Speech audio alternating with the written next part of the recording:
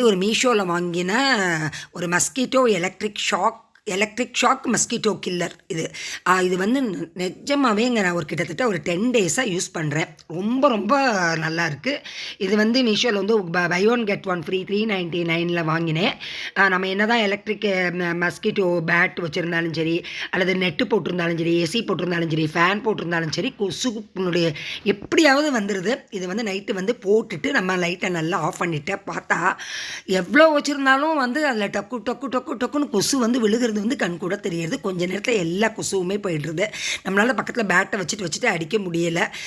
அதுபோல் அந்த கால்லெல்லாம் வந்து கொஞ்சம் வந்து பிளாங்கெட்டை விலகினாலும் கொசு கடிக்கிறாப்புலே இருக்குது. இதை வைக்க விட்டு கிட்டத்தட்ட கொசுவே இல்லை பெட்ரூமில் அப்படிங்கிறாப்புல.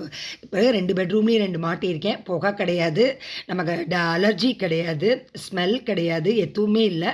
அதனால் இந்த ப்ராடக்ட் எனக்கு ரொம்ப ரொம்ப யூஸ்ஃபுல்லாக இருக்குது. நான் டெய்லி சமைக்கிறதையே போட்டிருக்கிறது எனக்கே போர் அடிக்கிறது. அன்றைக்கி மோர் குழம்பு, வாழைக்காய் பொரியல், சௌச்சோ கூட்டுன்னு சொல்லிட்டு அம்மாவாசை உசிலி எல்லாமே பழைய வீடியோவில் ரெசிபியில் இருக்குது. நான் சண்டே வந்து வெஜிடபிள் பிரியாணி இந்த ரெசிபி நிறைய தடவை போட்டுட்டேன். அதனால் எனக்கு அந்த செய்முறையெல்லாம் திருப்பி போடுறதுக்கு வந்து ரொம்ப போரிங்காக இருந்தது.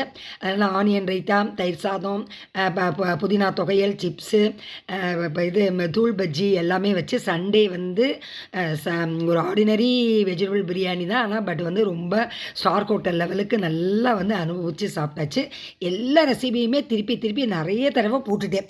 எனக்கும் போர் அடிக்கும், பார்க்குறவங்களுக்கும் போர் அடிக்கும். அதனால் ஜஸ்ட்டு வந்து நான் ஒரு ஹிண்ட்ஸ் மட்டும் நான் என்னென்ன பண்ணினேங்கிறத மட்டும் நான் வந்து இன்றைக்கி வந்து ஷோ பண்ணியிருக்கேன்.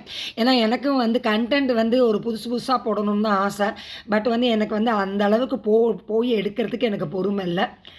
இன்றைக்கி வந்து வெறும் ரசம், மிளகு ரசம், ஜீரகம் போட்டு தாளித்து மிளகு ரசம், புடலங்காய் அவ்வளோ ஃப்ரெஷ்ஷாக இருந்ததுங்க.